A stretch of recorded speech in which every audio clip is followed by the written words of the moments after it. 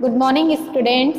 Today I will teach you Sanskrit grammar portion समास for class 8th।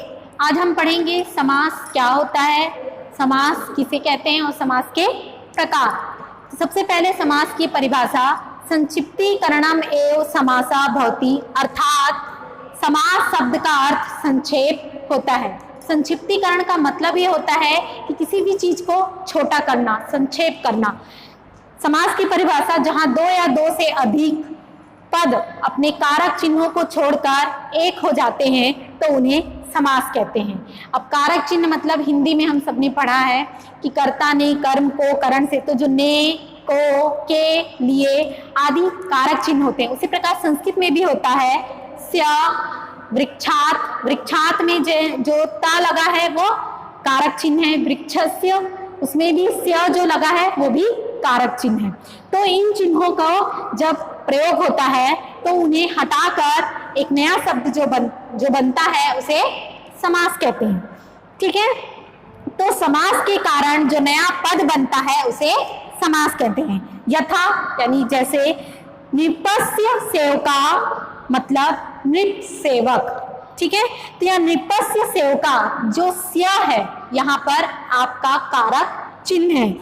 ठीक, तो उस कारक चिन्ह का प्रयोग जब हम समस्त पद बनाए तो उस कारक चिन्ह का प्रयोग हमने नहीं किया, अर्थात समास वही है जिसमें कारक चिन्ह को छोड़ दिया जाता है। तो नृप सेवका, नृपस्य सेवका से वह क्या बना, समस्त पद नृप सेवका। ठीक, तो उसी प्रकार नरकम पतिता, ये है नरकम पतिता। ठीक, तो यहाँ नरकम, कम बिंदु लगा है, ठीक है, यानी माँ का उच्चारण हो रहा है पतिता। ठीक, तो यहाँ पे भी कारक चिन्ह का प्रयोग हुआ है, तो जब वह कारक चिन्ह को हटाते हैं तो नरक पतिता बनता है। तो इस प्रकार आपने समझा कि समास क्या होता है। समास के हमने उदाहरण भी देखे। अब हम समस्त पद भी पढ़ लिए कि समस्त पद अपने कारक चिन्हों को छोड़कर जो नया शब्द बनता है उसे समस्त पद कहते हैं। अब हम पढ़ेंगे समास विग्रह क्या होता है।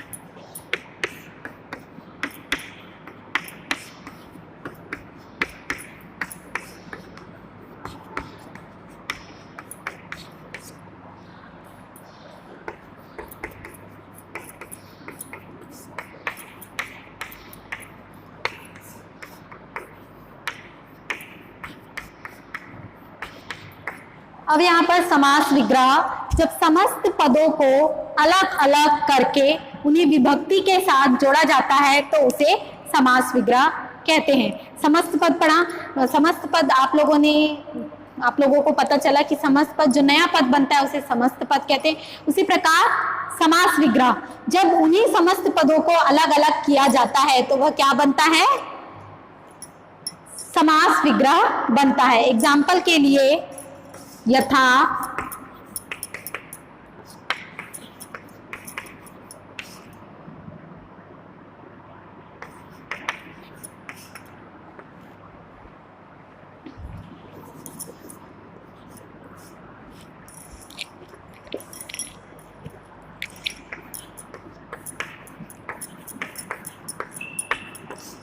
वृक्ष पतितः, तो इसका समास विग्रह होगा वृक्षस्य पतितः।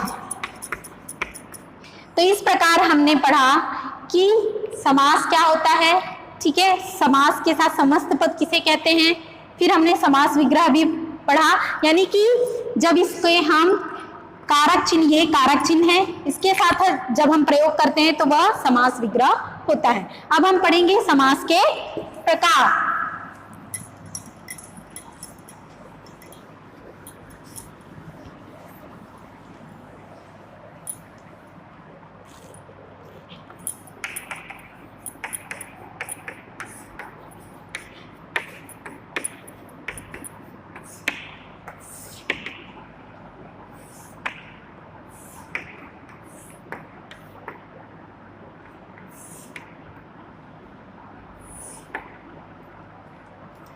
अब हम पढ़ेंगे समास के प्रकार। तो समास 6 प्रकार के होते हैं। पहला, अव्ययी भाव समास।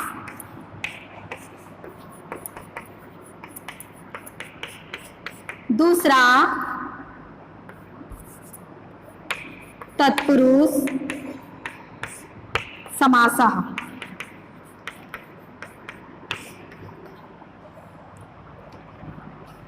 अव्ययी भाव समास सेकंड है, तत्पुरुष समास तीसरा है, द्विगु समास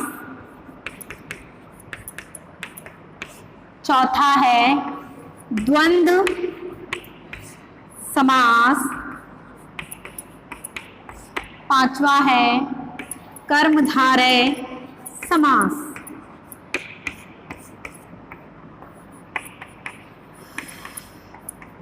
छठवा है, बहुब्रीहि समास।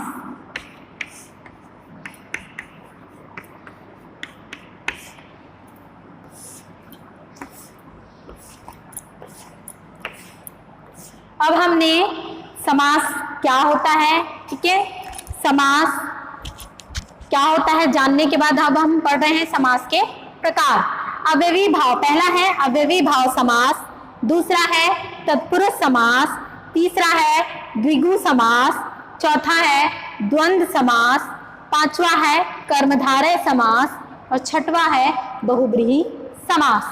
तो सबसे पहले हम पढ़ेंगे अव्ययी भाव समास।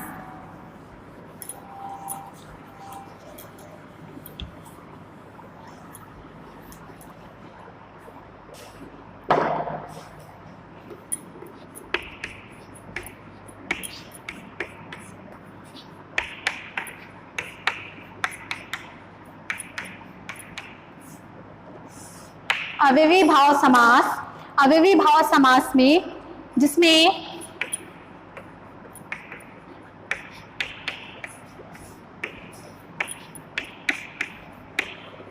पूर्व पद कोई अव्यय होता है। अव्ययी भाव समास जिसमें पूर्व पद कोई अव्यय होता है उसे अव्ययी भाव समास कहते हैं।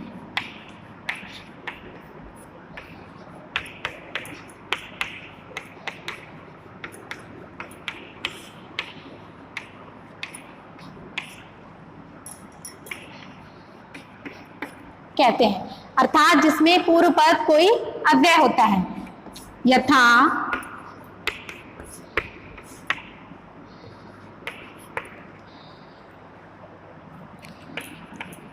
उपग्रामम, उपग्रामम, तो इसमें पूर्व पद,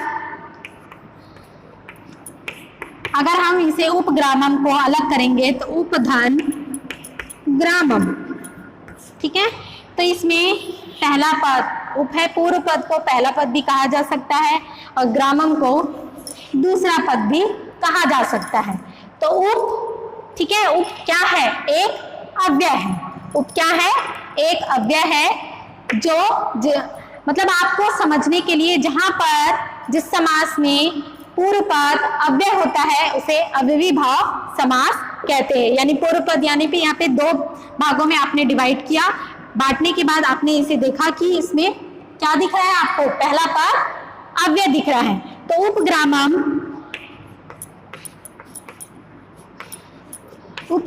का अगर हम समास विग्रह करेंगे तो ग्रामस्य समीपम, ग्रामस्य समीपम, और हिंदी में होगा गांव के निकट। ग्रामस्य समीपम, गांव के निकट।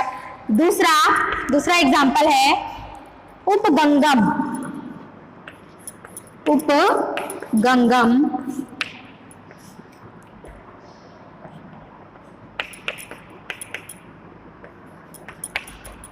गंगाया समीपम। अब आप लोगों को लग रहा होगा कि बार बार मैडम जो है समीपम कहाँ से लेके आ रही है। तो सबसे पहले उप का अर्थ ही होता है समीपम, ठीक है, अर्थात निकट में। हिंदी में समीपम का मतलब निकट होता है। तो यहाँ पे उपगंगम यानी गंगाया समीपम, इसका हिंदी का अनुवाद होगा गंगा के निकट। तो उप का अर्थ होगा समीपम अर्थात निकट, ठीक। थर्ड एग्जाम्पल हम देखेंगे उपमुनि।